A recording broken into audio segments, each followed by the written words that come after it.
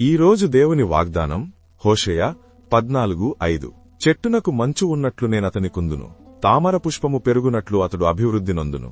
లెబనోను పర్వతము దాని వేళ్లు తన్నునట్లు వారు తమ వేళ్లు తన్నుదురు. ఈ వచనం దేవుడు తన ప్రజలకు అనుగ్రహించే ఆత్మీయ పునరుద్ధరణను మరియు అద్భుతమైన అభివృద్ధిని 3 అందమైన పోలికలతో వివరిస్తోంది. మొదటిగా, దేవుడు ఇశ్రాయేలీయులకు మంచు వంటివాడై ఉంటానని వాగ్దానం చేస్తున్నాడు.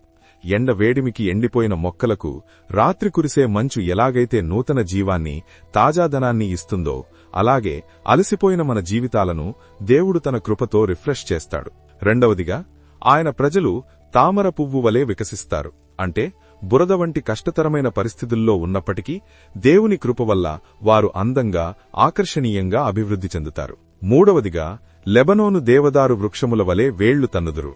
దేవదారు వృక్షాలు గాలివానలకు పడిపోకుండా భూమిలో లోతుగా ఎలాగైతే స్థిరంగా ఉంటాయో, దేవుడు మనల్ని కూడా ఆత్మీయంగా, ఆర్థికంగా మరియు సామాజికంగా అంత బలమైన పునాదితో స్థిరపరుస్తాడు.